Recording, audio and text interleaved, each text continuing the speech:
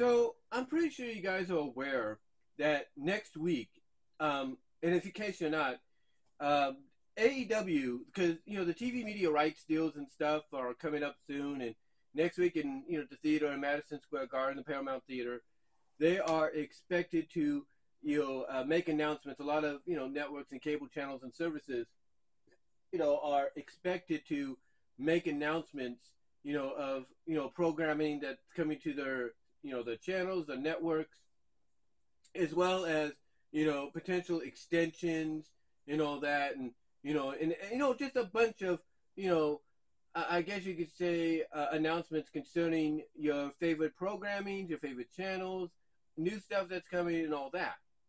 And it's expected here that Tony Khan is going to uh, have announced by WBD the uh, the new deal that's going to give them, from what people are estimating, $1 billion. That is what people are estimating the deal that WBD, Warner Bros. Discovery, is going to give Tony Khan and AEW for the next 5 or 6 years of content. But there is a catch.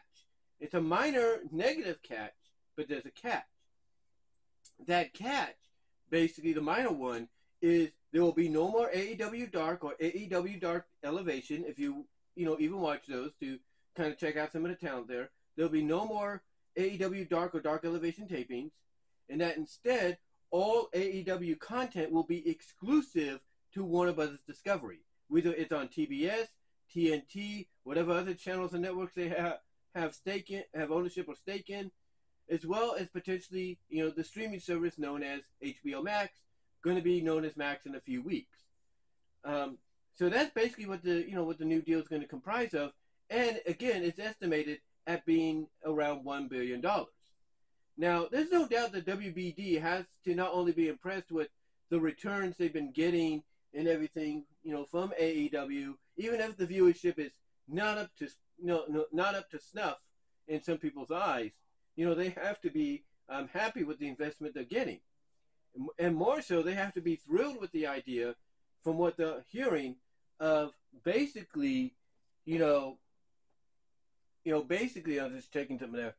AEW, with not even a match card, an official match card announced yet, is near close to selling out the near 90,000 plus Wembley Stadium in London, England, for All In 2, or as it's also known, All In London. So they have to be pleased with that as well. Now, the part of the deal does not include Ring of Honor. Ring of Honor will still be,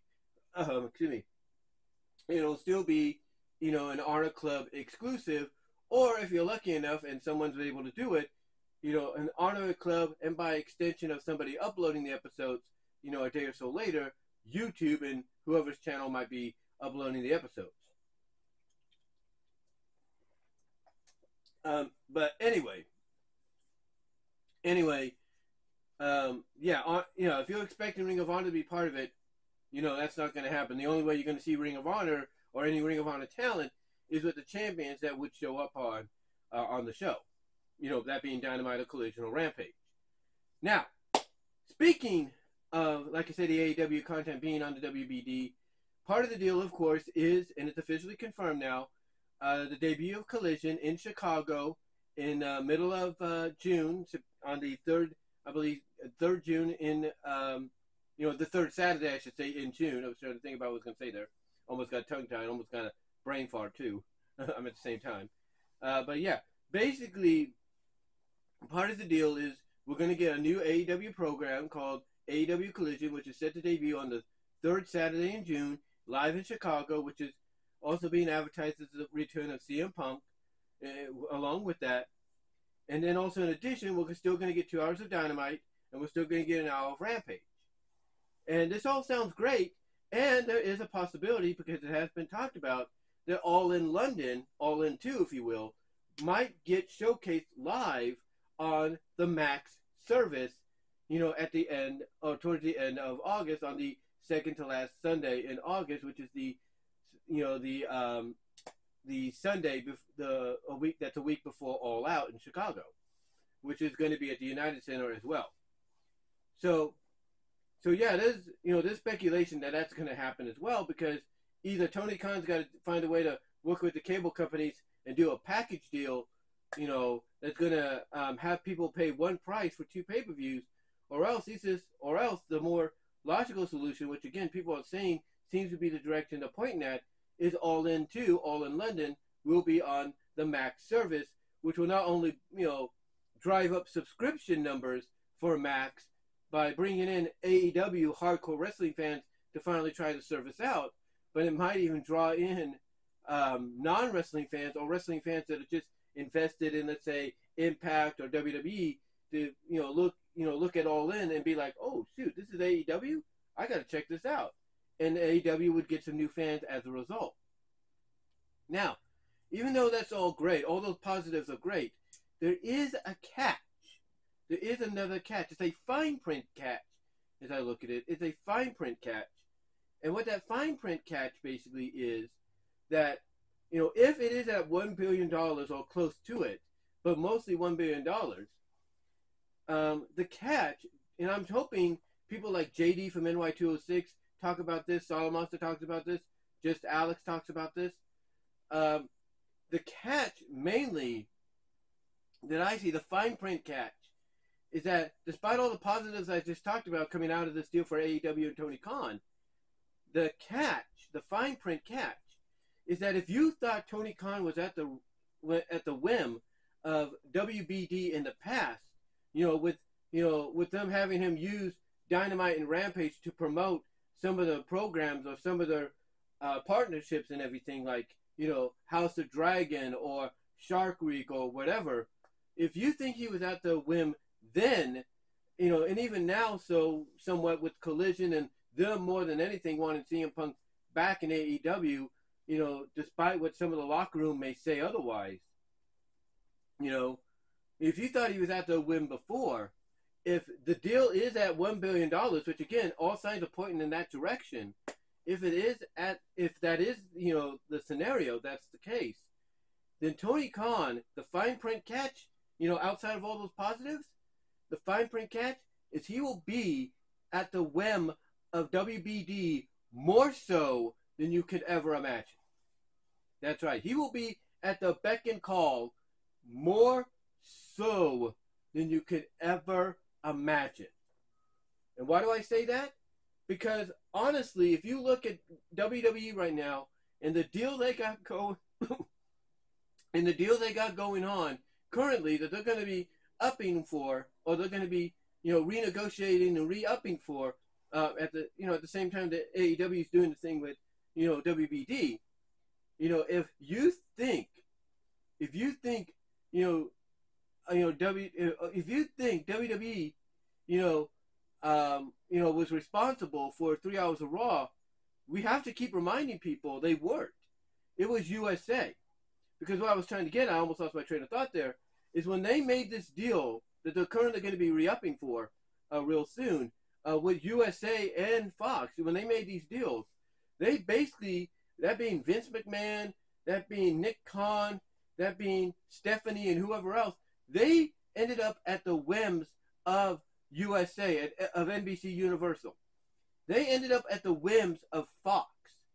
So when both these, networks, conglomerates, if you will, told them, hey, we want to do this for Raw, or we want to do this for SmackDown, WWE had no other choice but to do it because that's part of the deal. They're paying you so much money a year, or for these, current years that you're in and you're going to be re-upping for. You have no other choice as part of that deal but to do what they ask you to do. That's why, USA, told WWE, despite maybe the, disagreements on it, hey, we like what you've been doing with these occasional 3-hour Raws or 3-hour special editions of Raw. We want to make that a regular basis and make Raw 3 hours. Do you think WWE wanted to do that? No. They were okay with doing, occasional special episodes of Raw that were at 3 hours. They were okay with that. They weren't expecting USA to say, hey, we like what you're doing with the 3-hour format on occasions. Let's make that a regular occurrence. They weren't expecting that. And yet here we are. Yet here we are. And then you look at SmackDown, sure, not much has gone on with SmackDown, but there have been moments on SmackDown where Fox has intervened and said, hey, we want you to do this, we want you to do that, we want this, we want that, we want it more sports oriented, we want this, we want that. There have been a lot of examples. And WWE has had to do what they've asked, or else they would basically be in breach of the current contract they have with Fox. The same with USA. If Vince McMahon decided, screw 3 hours, I'm going back to 2 hours, despite what USA says, during this current agreement, if he decided to do that, he'd be in breach of contract, and he can't do that because he'd get sued. He'd be taken to court for breach of contract. Same with Fox doing the same, with WWE as well. So the way this relates to Tony Khan and AEW is WBD is going to have Tony Khan at their beck and call more so than he's ever been. And because of that, what's going to happen is they decide, hey, Tony Khan, we like this. We like these 3 hour pay-per-views you do, or 3 hour plus pay-per-views you do and everything. We want to apply that to the weekly programming, especially during, a writer's strike, or especially doing this, especially doing that, especially during this season. Guess what? From here on in, we want Dynamite on Wednesday nights to be 3 hours live. And Tony Khan would have no choice but to allow it to happen. Same thing with Collision. Collision could, have high ratings or decent ratings on a Saturday night, even through the on-demand viewings and all that. But if WBD says, hey, we like the success Collision's giving us and all that, we like the 3 hour format or 3 hour plus format you have for your pay-per-views, guess what? We want to apply that to Collision. Tony Khan would have to do it. He would. The positive out of that maybe is if they say, hey, you know what? We like you guys, here in AEW so much, we're going to give Rampage an additional hour. And if that's the only, extension of time that they give a certain show that they have, on their networks and everything, then so be it. That's fine. That's absolutely fine. But that is the fine print catch that I'm getting at. Just like Vince McMahon, Triple H and Stephanie and all of them, Nick Khan, are kind of in a situation to where if USA wants something done with Raw that even they may not feel is a good idea, they have no choice but to do it, or else they'll be in breach of contract. Same with Fox. If they want something done with SmackDown, and even if WWE was in agreement with it, they'd have to do it, or they'd be in breach of contract. The same, ladies and gentlemen, with what's going to be happening here with AEW and this new $1 billion deal that's going down between them and Warner Bros. Discovery. Again, if you think Tony Khan, has been at the whim, the beck and call before, you are going to be in for an even bigger, surprise when you see it happening more often than not. You are.